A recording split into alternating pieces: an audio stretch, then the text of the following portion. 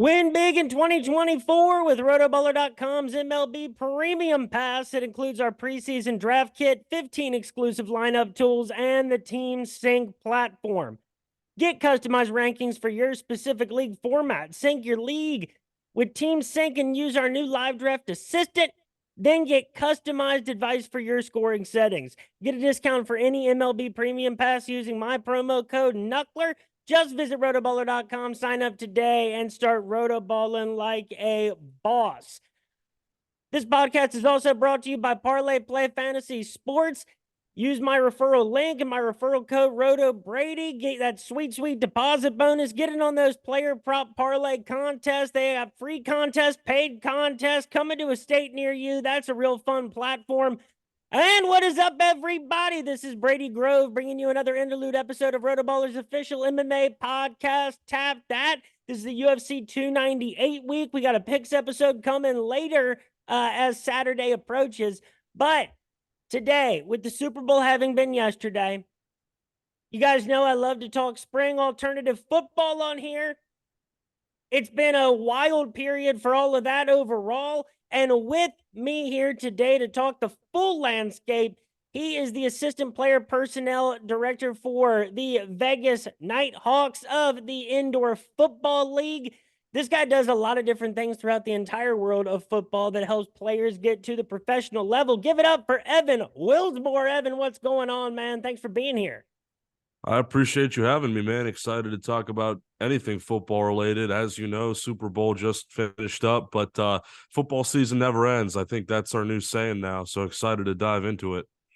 It's really funny, like, that there's a select group of people out there that know that, like, once the Super Bowl's over and they say, oh, football's over now. And it's like, no, it's not even close. The March and April is going to get wild. Yeah, man. I mean, it's a different landscape every year. You know, going back to 2022, we had the USFL, and then last year we had the XFL come in and play alongside the USFL for a bit. And now we've got an entirely different league called the UFL, which combines a bit of both. You got teams from both sides, personnel people from both sides. So really interested to see how that plays out here in the coming weeks. So, real quick, just some background on you. Are you still a college sophomore? Yes, I am. That is correct. So, okay, like, I see what you're, like, studying down at LSU and everything, but, like, how did you get into the position that you're in with the Vegas Nighthawks, like, as a college sophomore? Yeah, man, it's a question I get asked a lot, and it's a pretty good story, you know. I mean, I've just been working really hard, to be honest, is the simple answer. But to get into more detail, you know, I gained some traction last year for my work with the XFL. I was covering the Houston Roughnecks, went to all those games. That was kind of local for me. Going to Houston was about, you know, a 4-hour drive from where I'm at now. You know, so I did that and then decided that after that XFL season, which was fantastic, met a lot of great people through that. I just wanted to change course a bit, wanted to do something different. I've always wanted to work in player personnel. So inquired with a couple different teams. First, I looked at the CFL. Wasn't quite qualified for that yet, but still, again, made some great connections up there. And then I looked into the IFL, you know, and that was around the time when the IFL and the XFL were strengthening their partnership, which was established last year. I went to the IFL XFL Combine in Las Vegas, and that's where I got to meet a lot of people in the IFL, in particular Mike Davis with the Vegas Nighthawks. And he brought me on board to help out with the roster and, you know, player personnel, all that, scouting. So that's where I'm at now. So I'm still in college. I live out here in Louisiana for 8 of the 12 months of the year, you know, summers, holidays. I go home back to California, where I'm originally from, in San Diego. And I just spend a lot of time, you know, when I'm not in class or I'm not studying, you know, just going around, traveling the country, you know, going to different football camps, going to games. I'll be going to all the home games for the Nighthawks this year. So yeah, man, I'm a busy guy, but you know, just worked hard and blessed to be blessed to be in the position that I'm in now. And, you know, I see, like, too, folks, by the way, you can check his very impressive resume on LinkedIn, every position that he's had so far. Now, like, because you're the Louisiana area scout for the Hula Bowl Collegiate All-Star game. And so, like, you obviously, doing what you do, you got to travel a lot, but there's just so much talent just within a 30-minute radius from where you're sitting right now. Yeah, man. I mean, Louisiana, I'll say, is a great state for football, not just here at LSU, but there's a lot of programs, from a lot of different spaces. Power Five, Group of Five. You got the HBCU schools like Southern right up the road here. And then just in general in the South, I mean, Mobile, Alabama is about 3 hours away where the Senior Bowl is. Shrine Bowl's over there and up in Dallas now. Along with College Gridiron Showcase. So a lot of the All-Star games are around here. HBCU Legacy Bowl is even closer in New Orleans. So definitely a good spot to be for football. The South is a very football-centric place, and that is one of the things that drove me out here from California, because I always get asked the question too, well, being from San Diego, why would you give up that, nice Southern California lifestyle to go live in a place like Louisiana, where you're in the deep South. It's a different culture. But the reason I did it is for business, and it's certainly paid off here in the early running.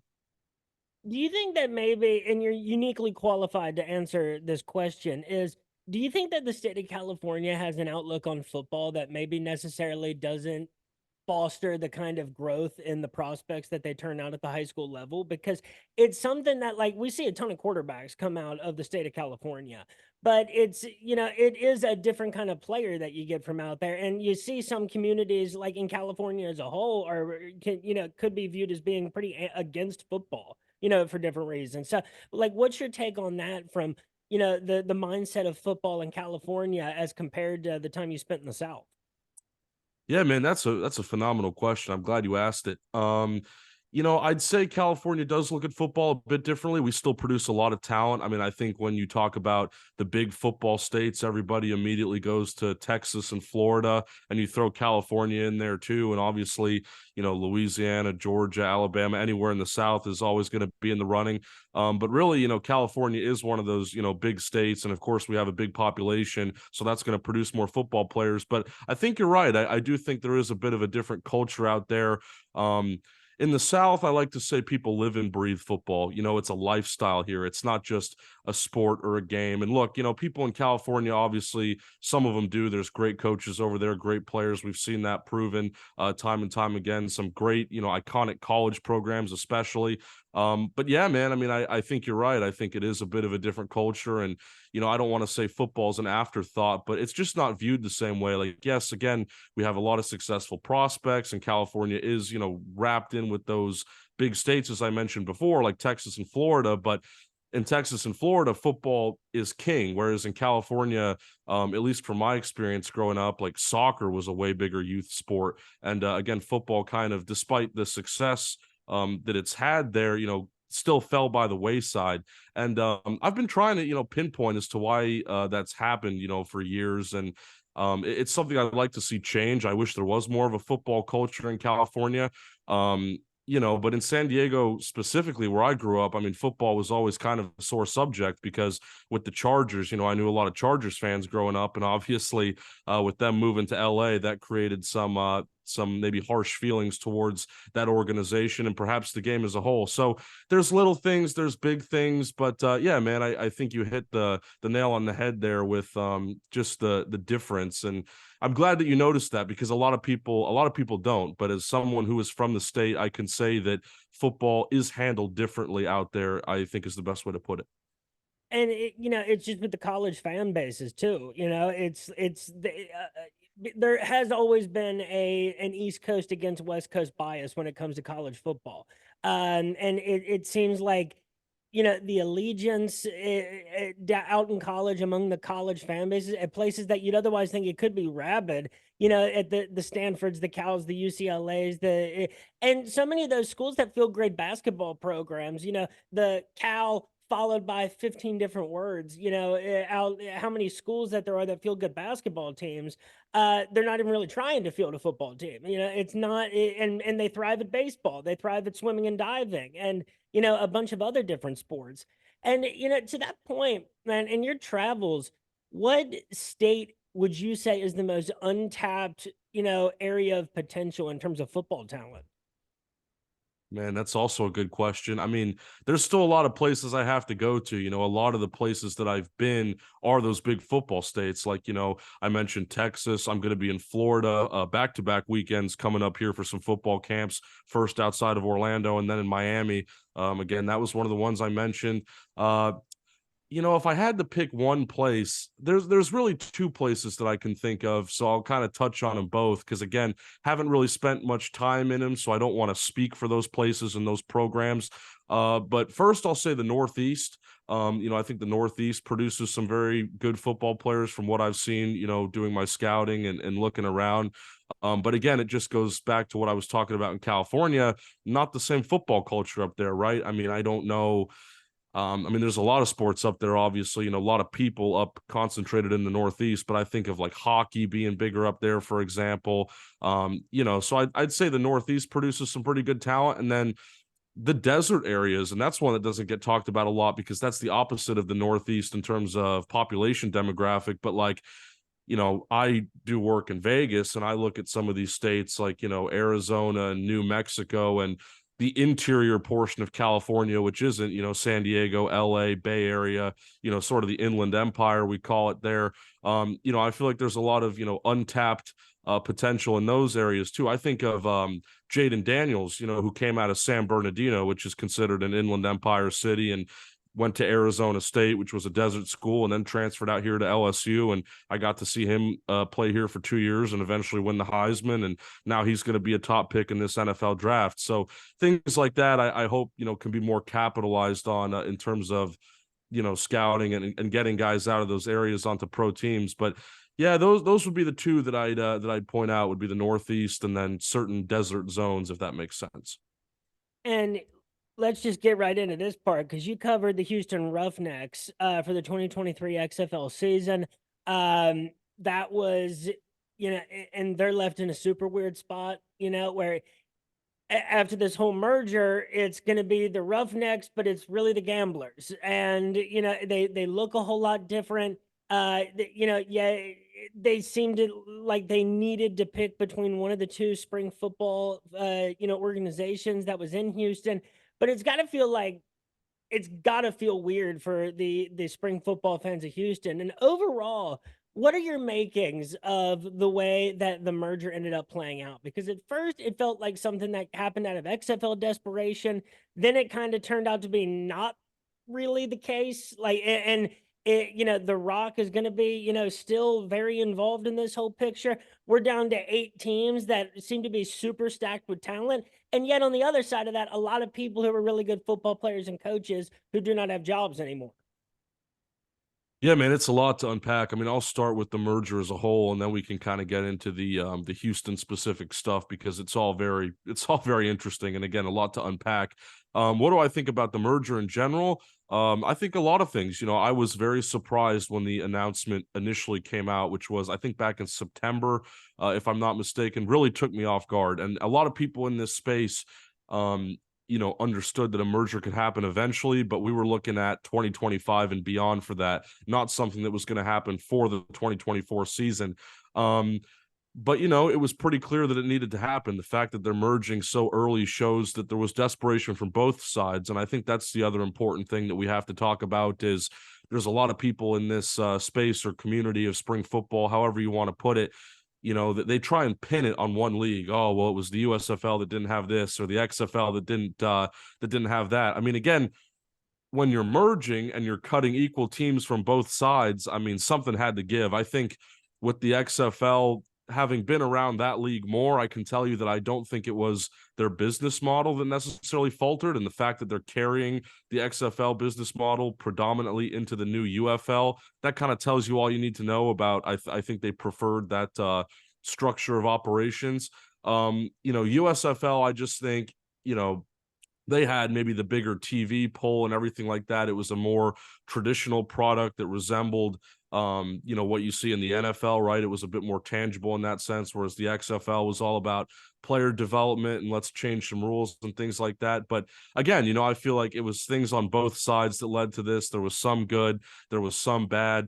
But ultimately, yeah, I mean, it happened really fast, and I'm just very intrigued to see how this plays out because a lot of people have been, going around saying, well, we had to do this, like this was for the best. And I don't disagree with that, but this feels like the last chance they have to get it right. So I'm sitting here and I like to be an optimist, but at the same time, it feels like the pressure's on now to make this a successful product. And they really have like one final shot here to do something, and if it goes wrong or they don't have the right perception, they don't find the right audience, the talent isn't what it needs to be, if any of those things fall through, even with the merger, that might not save spring football. So look, again, I don't want to be a pessimist, but I'm just saying that there are some things here that I look at and I'm like, well, hopefully they do this right, because after you change something so many times, like for somebody who isn't like me and follows these leagues continuously, I'm thinking about like, the people who started following maybe the USFL in 2022, right? When that came around. And then last year it was like, well, now there's this new league, the XFL, that's competing with the USFL, and now they're the same thing, but it's kind of not the same thing. It just gets very, very complicated real quickly to the average person. And again, that's why I'm saying that this really feels like the last chance, like the last, let's go get it type of deal, or else, I don't know, it might not be viable. Is the reality.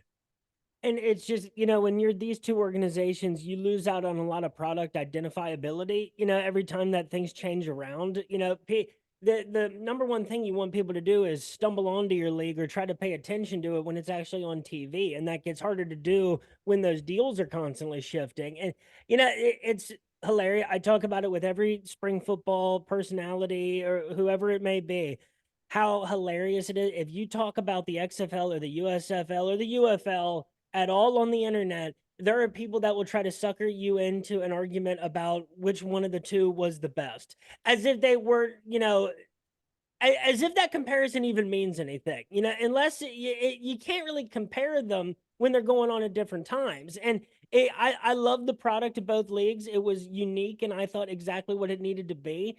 It's spring football, and the last chance that it may be for these two organizations to get it right. I've said too that it's almost like the Michael Scott Paper Company, where it's like if this the spring football league fails, someone will come up with another one and another. I think that there will always be those souls out there that want to give it a try after, whatever amount of time that it is.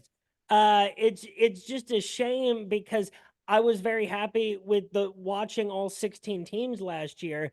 And now, you can make an argument that maybe Orlando and maybe Vegas, in the XFL, and maybe a few USFL teams were okay to shed.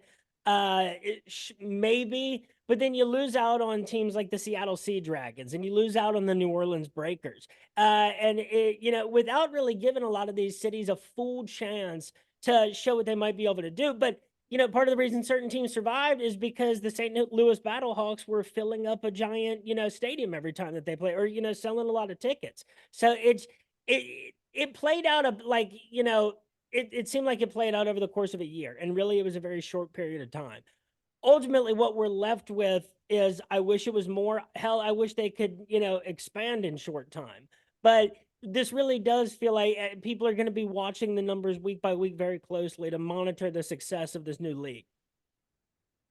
Yeah, I mean, I think the biggest gripe amongst, fans, players, and coaches is the number of teams. That was the big deal when they first announced this merger, was that it was likely not going to be all 16 teams, and some people said, okay, well, maybe we'll do 12, 10 would probably be the least. And then they just went to 8, and I think that really upset a lot of people because it took a lot of the hope away for the teams that weren't in their markets. And that was USFL specific, right? Because XFL had all their teams in home markets last year, and yes, while some of them maybe were not as successful, like Vegas, for example, they thought that there was room for improvement, and yeah, people bring up expansion and all that. But yeah, man, I mean, I'll say this much. 2023 was a very special year, and I'm glad that that was the year that I really got to see one of these leagues and follow it in depth the way that I did, because even if somebody, let's say hypothetically things fall through, the merger doesn't pan out, 2025 or maybe even 2024 is the last season that we have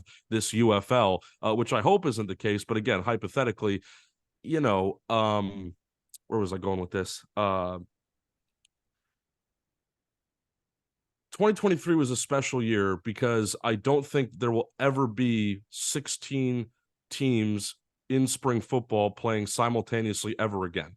And I understand The one thing that always gets me is, a lot of people who don't understand these leagues like to group, or used to at least, put the XFL and the USFL in the same area, like they were the same thing. But the reality was they were two very different products. Despite that, they did overlap for a couple weeks. The XFL season came first, followed by the USFL season later. And those couple weeks where you had 16 teams, across two leagues playing at the same time was very special. And I think we've realized now that isn't viable. But again, I'm really glad that we got to see that. And just that was the most, I think, opportunity that we might ever have as well. That's again outside of the indoor game and the CFL and things like that. And I'd love to see, cities like Sacramento or like Portland involved in spring football in the future. And that's what I love about arena football, is it kind of caters to those kinds of markets. As cool as it, as more sustainable it is to put a team in a bigger city, in a bigger market, where that there's just inherently going to be people that take an interest in it because they like football. What I do like about alternative professional football is serving some of those markets that you don't see professional sports in all the time. In fact, it's always been a lot more fascinating to me how a city like Huntington, West Virginia, will, or Albany, New York, will have, arena football leagues when, professional sports is not typically open to those sorts of markets across the country. And it's a different thing too when now in football, and this has been the case in in baseball because there's so many minor leagues, and now in basketball because it's such a global sport. But football is getting there because it's been so America centric for so long. But there's enough players now to where you can fill several different professional leagues underneath the NFL with really good football players that are recognizable from their college days. And it's enough, and the timing for their season is enough to where the NFL organizations have to pay attention because they're filling their practice squads with them every year.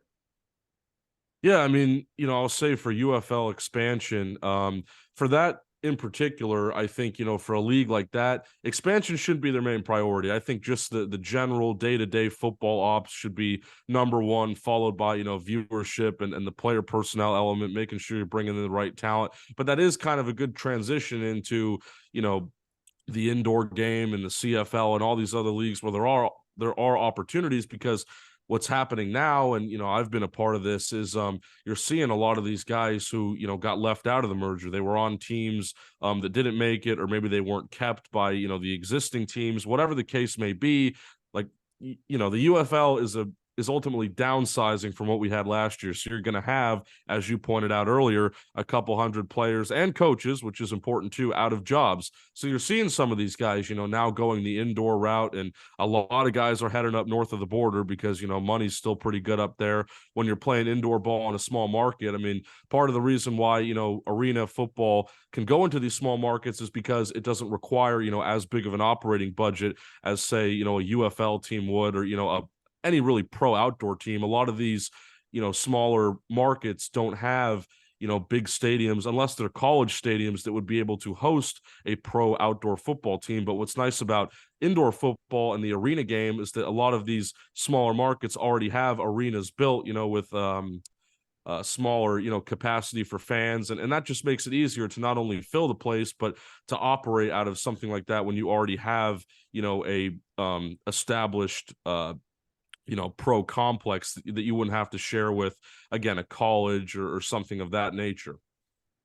That's the cool thing about arena football is you don't need, Canton, Ohio has facilities for spring football. That's a real football field.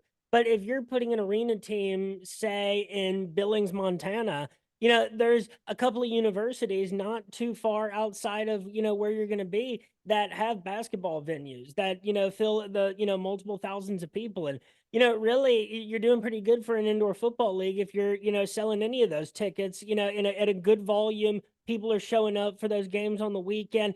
I wish that this was something that more people, and maybe it'll happen now, that there's a much more great focus and so much more media coverage of alternative football, is the very unique product that arena football offers.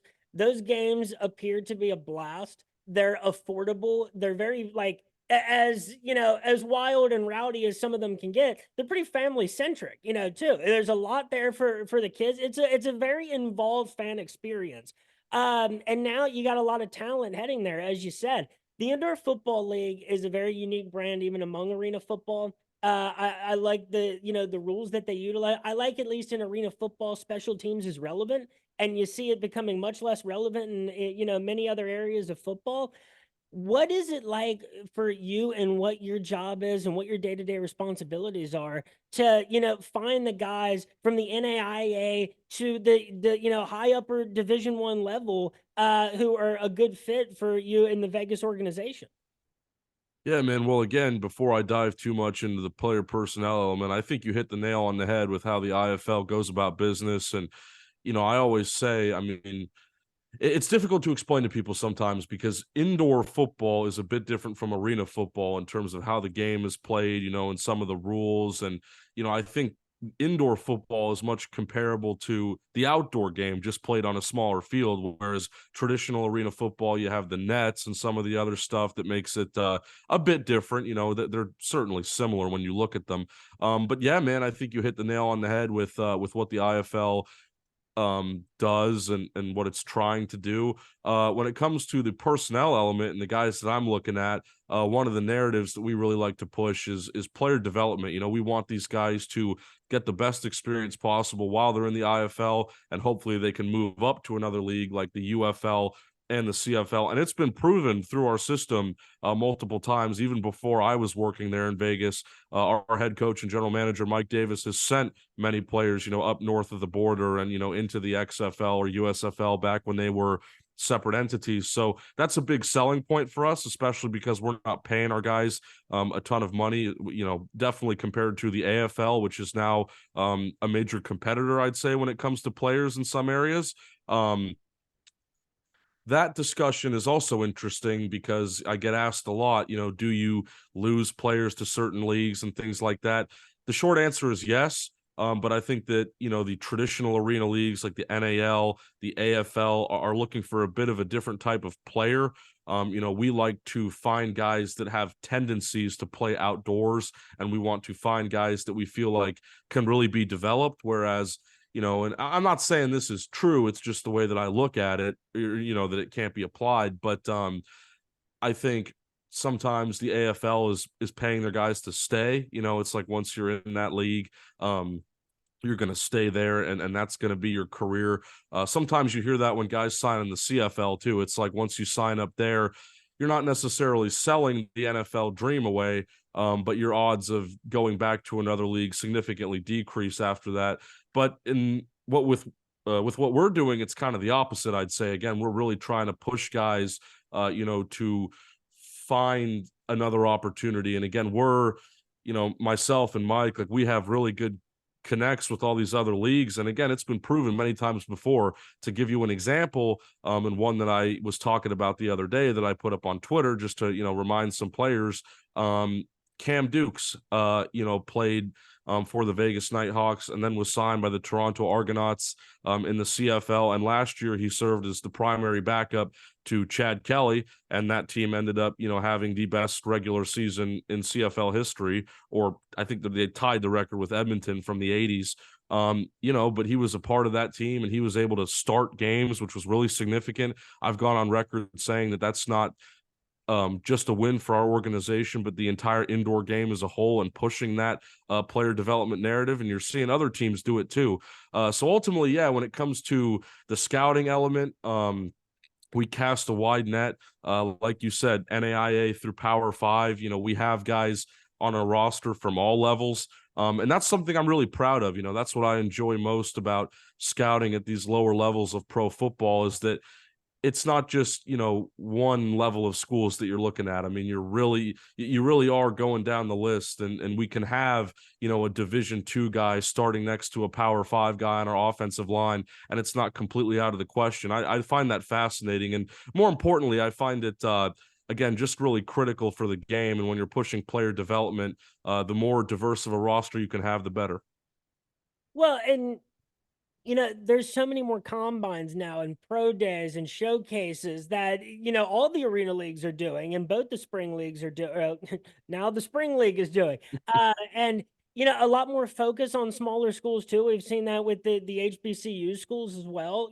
Just there's much more of a business around just showcasing the players. There's people that run their whole business 365 days a year on just broadcasting and showcasing the talent of guys that are, placing. There's websites, there's apps, there's scouting services, there's guys that do what you do. And you see guys like TJ Edwards who, absolutely tear it up on the field and end up getting, he got a lot of talk, and all this, UFL draft conversation as was happening. And, even though guys like that end up bouncing around, there's a much more of a buzz and like a word of mouth that can spread now than there ever used to be because of because there's podcasts now and there's people who write articles for all these different sites and stuff. It's people like you and the people that we both see on the internet all every single day that are the reason that these leagues are able to exist now. It's because people are talking about it and people care. Yeah, man. I mean, I think the exposure for players just in the past couple years with all the new leagues that have come about, both outdoor and indoor, has been really critical. And as you pointed out, some of these free agent showcases, I love to be a part of those. I mean, I think I mentioned it earlier in the show, but I'm going to be in Florida for back-to-back weekends, and both of those are for football camps. Free agent guys, some might be draft eligible, but mostly, pro free agents that have been out of college for X many years. I love going to events like that, not just so I can get a better look at certain players, because I feel like in-person scouting is really important, just as much as, the stuff that I do watching film, on the internet or whatever, and coordinating with guys over social media. Going to those camps just to meet certain coaches and executives. I mean, that played a critical role as to where I'm at now. I mean, I know we already talked about my story and most of that, but had I not shown my face, I think, at some of these events and networked with people properly, there's no way I'd be able to be in this position at 19 going on 20 years old. And again, something I take pride in. So there's a lot of benefits. It's not just for players, it's for people like myself. But yeah, man, it's been awesome to see just how many guys now are devoted to giving players a platform. I think that's awesome. That's something that I'm always going to be a part of or want to be a part of. And yeah, man, I mean, it's also funny too, because like I used to be the guy that was, trying to get guys a look and push the information out. I mean, I still do that to a degree. But now I'm kind of on the other side of it, where I rely on certain people, to feed me some information and to give me recommendations. And I look at, the people who work at these all-star games, and personally, I think they are some of the hardest working people in the industry, because I used to be with the Hula Bowl, and when you are finding talent for so many different pro levels, I mean, it feels really important. And I look at one of the events that I always sing praises about is the College Gridiron Showcase. I feel like they do a really good job with player evals, and again, it makes it so much easier for somebody like myself when you can just get a bunch of really talented guys that have already been vetted into one building or field, and you can watch them go through testing and go through drills and all that stuff, just to see the development of that, let alone from the game itself, is fantastic. And you're always, very vocal on, social media and whatnot about if there's anybody that, is looking to, get their name pushed out there to, organizations that are looking for players, hit you up and you're spreading the word. And there's people out there like James Larson and UFL News Center that do all those free agent, showcases and they're always talking about different guys that are getting a look. Just had a Jari Pitt, fullback, on the show a couple of weeks ago, and so here's one thing too, and I don't even know how common this might be, but if anybody can tell me, I'm sure it's you that what are you seeing more of? Is it guys that are transitioning over from European League football over to kind of the IFL, AFL space, or is it more, vice versa? Because we just saw Levi Lewis, I think today, sign over in Europe. And that is like that's a very recent memory of a dude that was fantastic in college who I think will tear it up at that level. Yeah, man, I'll say this, a lot of the players that I've scouted, some of them have gone on to sign in Europe, Levi Lewis being one of them, but I think that's a great pickup too. Um, but at the same time, the European game and the indoor game are two very different leagues. And I have close ties with people in the European League of Football and the German League, especially. I've helped guys, in the past get signed over there, and they have a good time. But I think what makes Europe so different in the pro football space is they have a lot stricter roster rules, right, in terms of U.S. imports. And the guys who end up in Europe from the United States, it doesn't really matter which level they're coming in from. At least to my knowledge, like those guys tend to dominate, whereas in these indoor leagues, it's still pretty competitive because it's all Americans. My point being that I feel like the development of those quote unquote homegrown European pro football players still has a bit of a way to go. I'm not saying that those guys are bad or that they can't play. We've seen it a couple times, like Aaron Donkor was a European guy who just signed back with the Rhine Fire. He was in the XFL and the CFL. I think Moritz Boringer was a draft pick by the Vikings, and he played in the GFL prior to his time in the NFL. So there is homegrown European talent that exists. Donkor did play college football here in the U.S., so do what you will with that. But my point being, it's just kind of it's different because in Europe, I feel like the level of competition is just not really comparable to anything that we have here in the United States. Like the CFL, for example, has some looser roster restrictions when it comes to import guys. I mean, they have a decent amount of Canadians obviously on those rosters, but I feel like U Sports is still pretty competitive when it comes to player development, and that will get guys ready to at least compete with Americans. But that's a great question, man. I'm glad you brought that up. Hopefully that answers what you were trying to ask. No, for sure. And it's something I always try to touch on with everybody in this space because what is amazing to me is one, there's people going out to, a Sioux Falls, arena football game, or indoor football league game. And that, that's going on in different cities of around that size across the country. And that kind of leads me into what our next indoor football arena football point will be, but also that other countries in Europe and Japan, especially in Mexico, these are places where football's coming along, and you can really tell that from the fact that you're starting to see any imports at all, like the sumo dude that was at Colorado State this year. And then also guys, decent, good American college football players are starting to go over and play in Japan. And it offers obviously it's a hybrid of styles. It's obviously a little different, but it's getting to a higher level and offers people an opportunity to actually play. And that's to another previous point that you made about it doesn't really matter what level you're at for some of these leagues, because some of these guys, if you sit on the bench for 3 or maybe even 4 years sometimes for a higher level college program, or if you just played 4 seasons of NAIA football and threw for, 2,000 yards your freshman year and it kept increasing and your touchdown interception ratio got better, who is really the better player? But, by the end of that college run, I trust the guy that actually has a college pedigree behind him, regardless of level, a lot of the time.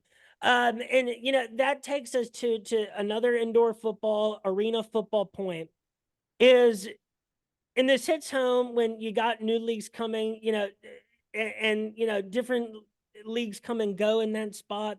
But after like the Albany Empire, folded and the whole, kind of ugly way that went down.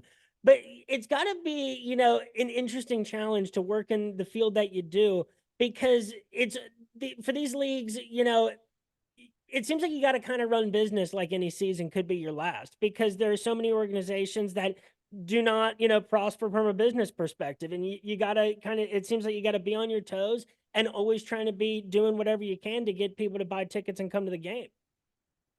Absolutely. I think, spring football, indoor football, whatever you want to call it, this business changes very quickly. And when I say very quickly, I'm talking, day-to-day basis. And that's not just with players, but, with certain teams and entire leagues in some cases. I mean, we were just, talking at the beginning of the show about XFL and USFL. neither of those entities exist anymore. Now it's just one entity, which is the UFL, and that was again the premier spring football option here in the United States and really anywhere, at least in terms of the outdoor game. So yeah, man, I mean, I think this industry changes really quickly.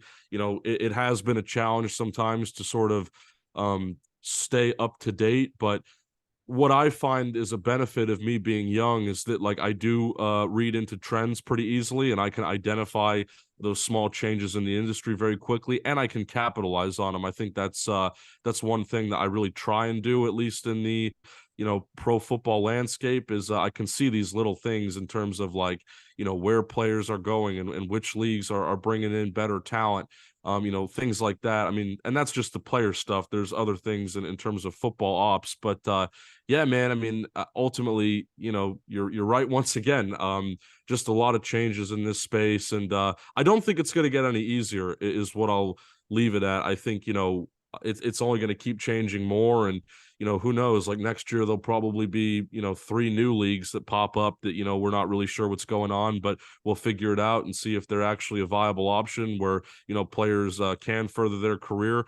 Because we have seen a lot of leagues fail, unfortunately. For every success story, like the XFL to a degree, or the IFL, which is going on season 16, there's there's the AAF, I think, is the biggest example of a failed pro spring league, which had a pretty rough ending, to be quite blunt. I mean, we all saw what happened there with the financial situation, and that was always something that fascinated me because I credit the AAF with being one of the leagues that really brought me into this space back when I was in high school. So yeah, man, again, you're definitely right. A lot of changes. Not sure if it's going to get better, but I'm used to it at this point. And again, as someone who's young, I'm ready for whatever comes. And, fan controlled kind of went the same way where, it seemed like they had a little bit of momentum and that has gone to a screeching halt, and it's the time tested thing where it's like, as quickly satisfying as it might be to try to go for bigger names to attract eyes to your product, it just, for whatever reason, even though it seems like a very rational idea, it just doesn't end up being what fosters long-term success. And you got to wonder, like, if these football leagues can just survive to a certain point where maybe there's another innovation in the way that we watch TV at all, or something changes about just the business of how people do, TV networks and TV network contracts. Because right now, for the indoor leagues and the arena leagues, you can watch all their games live on game day on YouTube for free, and that is a great thing to be able to do because it's super available.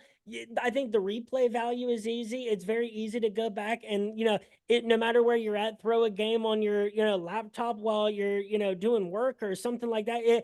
Being very accessible is a hallmark of the indoor and arena leagues. You can walk right down to the wall and get autographs after the game. That's why it's yet again another great thing for, kids to be able to attend live.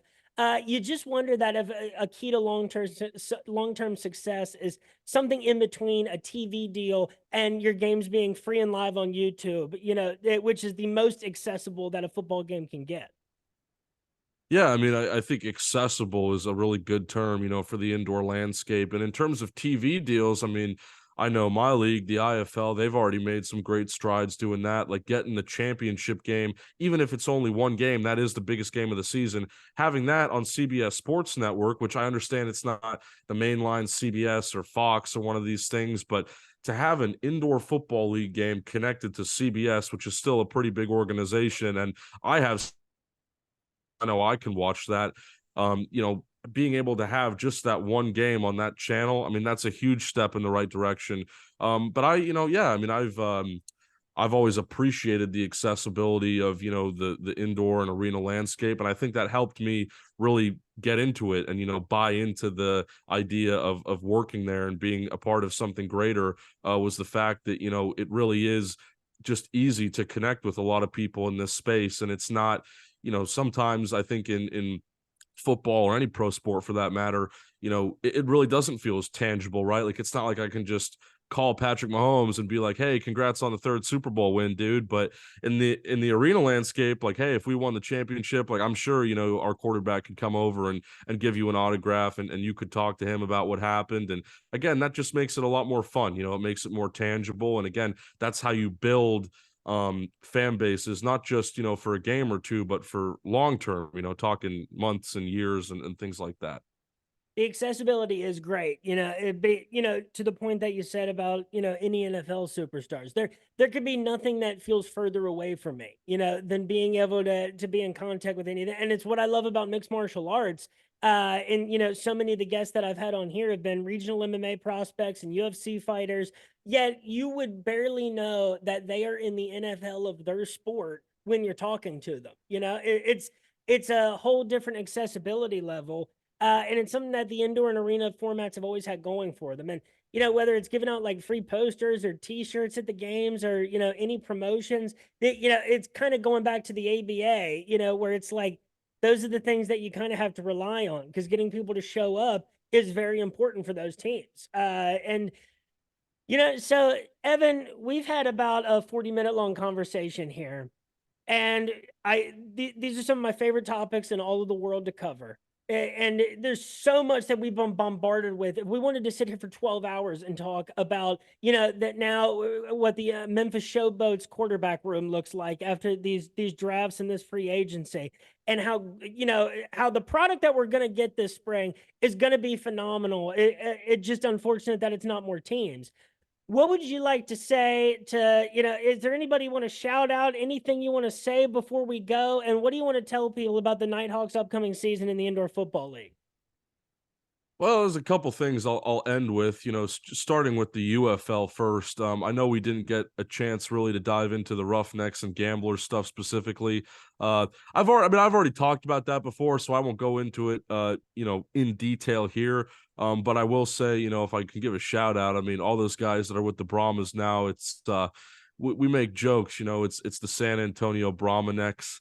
Because it's all the Roughnecks guys, Mark Willowbridge, the GM, Wade Phillips, head coach, AJ Smith, offensive coordinator, Peyton Party, receiver, special teams coach. I mean, the list keeps going, and there's a bunch of players that have made their way over there. Certainly going to be different, but I'll be keeping up with those guys. Definitely going to try and get out to a game in the Alamo Dome. That'll be really fun, I think. One of the more underrated atmospheres, I'd say, from the XFL last year. And, that is kind of the Rocks team, I guess, the Brahma Bowl.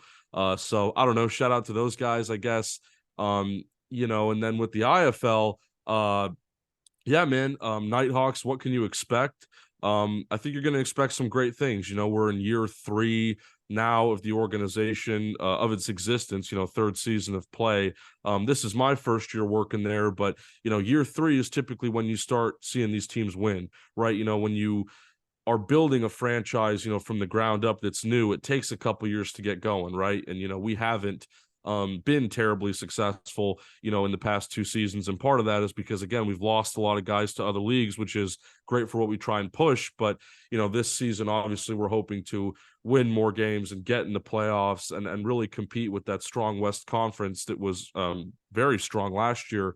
So there's that, and then talent wise, I mean, I'm the player personnel guy. So I would expect, again, as we talked about earlier, a wide array of names. I really have dug deep into, not just all-star games, but looking at certain league training camps and these free agent camps, everything that we've already discussed here. I've looked in all those areas and pulled, from that, I don't know what you'd call it, that basket maybe of eggs, and signed a couple guys, from, again, various different areas. So I would expect a wide array of talent, and we'll see how much of it changes throughout the course of the season. Like right now, our roster is pretty much full besides 1 or 2 guys, and we're going to have to make some cuts during camp and figure out who's the best at each position. Obviously, we'll be evaluating that here in the coming weeks. But yeah, man, I mean, this is something that that the game never stops, right? It's always changing. And as I talked about before, that's something that I'm going to do my best to keep up with over the course of the season. But ultimately, expect good things, and we're really pushing for a good year here. And we're going to get like 6 professional football leagues start play here within the next, just couple of months. Folks, this has been another interlude episode of RotoBallers official MMA podcast. Tab that. This is my occasional spring/alternative football conversation corner. With me today has been Evan Willsmore. You can follow him on Twitter at Evan_Willsmore. Check him out for, so much conversation on the ongoings in professional football and some of the best talent out there that's still looking for teams to play for this season. Best of luck to all those guys out there, because there's a lot of deserving athletes that deserve to have somebody pay them to play on the field, because there's that much talent in football. Folks, you can follow me on Twitter at RotoBrady. Follow the podcast at Tap That MMA Podcast on Facebook, YouTube, and Spotify. Again, I will be back this week to talk UFC 298. I'll be in the RotoBaller MMA Discord from 4 to 5 p.m. on Saturday before the pay-per-view card. Thanks for listening, folks. Have yourselves a great week. It's Monday night. Hope it was a good one for you. Peace.